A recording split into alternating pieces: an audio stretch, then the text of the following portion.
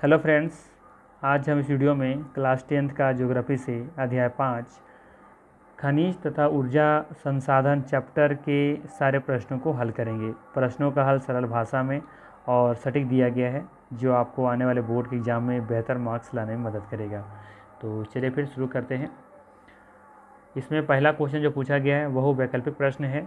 ठीक है, इसमें से पहला जो क्वेश्चन है, निम्नलिखित में से कौन सा खनिज अपक्षयित पदार्थ के अवशिष्ट भार को त्यागता हुआ चट्टानों के अपघटन से बनता है?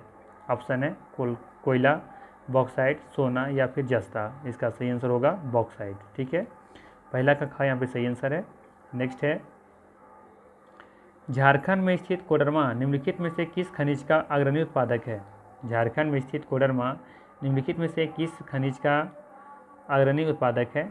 तो बॉक्साइड है, अभ्रक है, लौह अयस्क है या फिर तांबा है? तो यहाँ पे देखेंगे जो सही आंसर है वो है अभ्रक। ठीक है, अगर बिहार का पूछेगा तो आप गया टिक करेंगे। ठीक है, नेक्स्ट है, नवादा भी आता है उसमें। नेक्स्ट है, निम्नलिखित चट्टानों में से किस चट्टान के स्तरों में खनिजों का निक्षेपण और संचयन होता है? निम्नलिखित चट्टानों में से किस चट्टान के स्तरों में खनिजों का निक्षेपण और संचयन होता है? तलछटी चट्टाने में या फिर कायंद्रित चट्टान में या फिर अग्नेय चट्टान में या इनमें से कोई नहीं? तो यहाँ पे देखेंगे जो सही आंसर है वो है आपका तलछटी चट्टाने। ठीक है, यहाँ पे पहला ऑप्शन सही हो जाएगा। नेक्स्ट है, मोनाजाइट। मोनाजाइट रेत में निम्नलिखित में से कौन सा खनिज पाया जाता है? ठीक है, आसान सा क्वेश्चन है। इसका सही आंसर हो जाएगा आपका थोरियम। ठीक है, इसका सही आंसर क्या है? थोरियम हो जाएगा। ग ऑप्शन यहाँ पे सही है। ध्यान रखेंगे, मोनाजाइट रेत में थोरियम खनिज पाया जाता है। नेक्स्ट है, अब यहाँ पे क्वेश्चन नंबर 2 है कि निम्नलिखित प्रश्नों का उत्तर लगभग 30 शब्दों में देना है। ठीक है, और ये भी कहा गया है कि निम्नलिखित में अंतर 30 शब्दों से अधिक नहीं देना है। ठीक है, तो पहला जो अंतर पूछा गया आपसे लौह खनिज के बारे में, तो उत्तर लिखेंगे हम, लौह युक्त खनिजों को लौह खनिज कहा जाता है। लौह युक्त खनिजों को लौह खनिज कहा जाता है, जैसे लोहायस्क, मैग्नीज। ठीक है, जिन खनिजों में लोहा नहीं होता है उन्हें अलौह खनिज कहा जाता है, जैसे बॉक्साइट, सीसा, सोना और चांदी। ठीक है, सिंपल से आंसर लिखना है, कोई लंबा चौड़ा आंसर लिखने की जरूरत नहीं है। ठीक है, नेक्स्ट है, परंपरागत तथा गैर परंपरागत ऊर्जा साधन के बारे में आपको अंतर बताने कि दोनों में क्या अंतर है।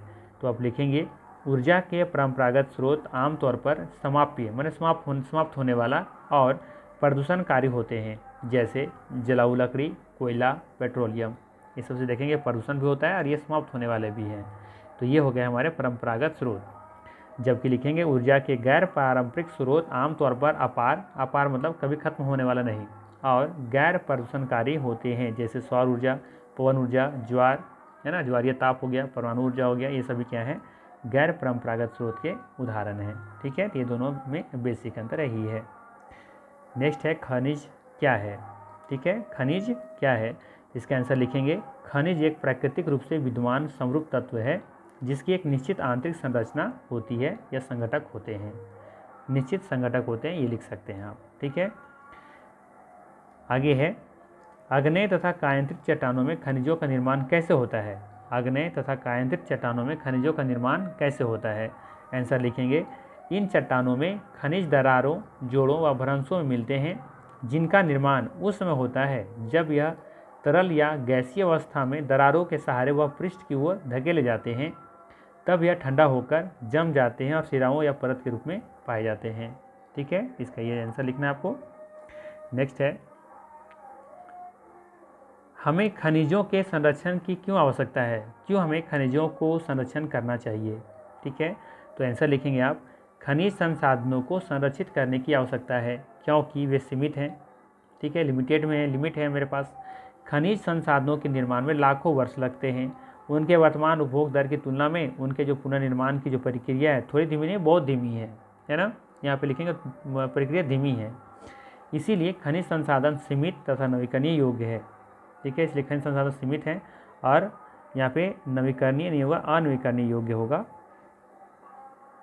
यहाँ पे आप लिखेंगे अनवीकरणीय, क्योंकि जो खनिज है वो अनवीकरणीय संसाधन होता है। ठीक है, तो यहाँ पे थोड़ा सा आप करेक्ट कर लेंगे इसको, ये हो जाएगा आपका अनवीकरणीय योग्य है। ठीक है। इसलिए खनिज जो है संसाधन सीमित है, लिमिट भी है और साथ में अनवीकरणीय है। इसी कारण खनिजों की संरक्षण की आवश्यकता महत्वपूर्ण है। ठीक है।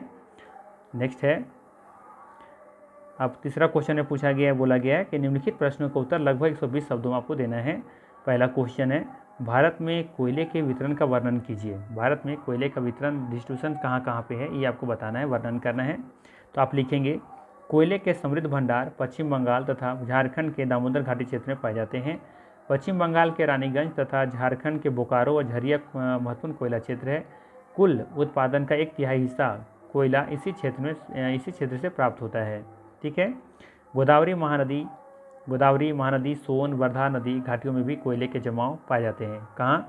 गोदावरी में, महानदी बेसिन जो है, सोन बेसिन है, वर्धा नदी घाटियों में देखेंगे कि ये सभी कोयले का जमाव वहाँ पर पाए जाते हैं। और यहाँ पे टर्सरी होना चाहिए, ठीक है, ध्यान रखिएगा, ये टर्सरी है। टर्सरी कोयला क्षेत्र उत्तर पूर्वी राज्यों में जैसे कि मेघालय, असम, अरुणाचल प्रदेश, नागालैंड में भी पाया जाता है। यहाँ पे थोड़ा सुधार लेंगे, टर्सरी होगा ये। ठीक है, क्या लिखेंगे?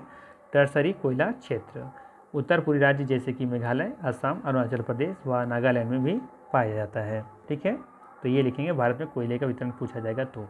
नेक्स्ट है, इसी में दूसरा क्वेश्चन है, भारत में सौर ऊर्जा का भविष्य उज्ज्वल है, क्यों? तो लिखेंगे आप आंसर में, भारत में सौर ऊर्जा का भविष्य निम्न कारणों से उज्ज्वल है। 3 कारण यहाँ पे मैंने लिखा है। पहला है, भारत एक उष्णकटिबंधीय देश होने के कारण सालों भर बहुतायत में सूर्य के प्रकाश को प्राप्त करता है। ठीक है ना, क्योंकि उष्णकटिबंधीय क्षेत्र में भारत आता है ना, तो यहाँ पे देखेंगे कि सालों भर सूर्य का उस प्रकाश में पड़ता है। सेकंड ऑप्शन, सेकंड जो है लिखेंगे, सौर ऊर्जा संयंत्र को ग्रामीण और यहाँ देखेंगे, सौर ऊर्जा संयंत्र ग्रामीण और दूर दराज के क्षेत्रों में स्थापित किया जा सकता है। ठीक है, और एक पॉइंट और लिख सकते हैं इसमें, सौर ऊर्जा के प्रयोग से ग्रामीण घरों में उपयोग तथा लकड़ी पर निर्भरता को न्यूनतम करने में सहायता मिलती है, जो पर्यावरण संरक्षण में योगदान देगा। और साथ ही साथ देखेंगे कि कृषि में भी खाद की आपूर्ति होगी, क्योंकि हम देखेंगे यहाँ पर जो गांव के लोग क्या करते हैं कि जो उपले वगैरह होते हैं, है ना, उपले वगैरह जो होते हैं, जो गोबर वगैरह होता है, सुखा करके उसको जलावन की तरह काम करते हैं, उससे प्रदूषण भी ज़्यादा फैलता है। तो उससे क्या होगा कि हम जब सौर ऊर्जा का प्रयोग करेंगे तो एक तो जलाएंगे नहीं, तो उससे प्रदूषण नहीं होगा, और साथ साथ में उसको हम लोग खेत में खाद की तरह प्रयोग करेंगे, तो हमें खाद के रूप में आपूर्ति पूरा हो जाएगा। ठीक है, तो यहाँ से 2 फायदे हो जाएंगे। तो इसीलिए कह सकते हैं हम लोग कि भारत में सौर ऊर्जा का जो भविष्य है वो उज्ज्वल है।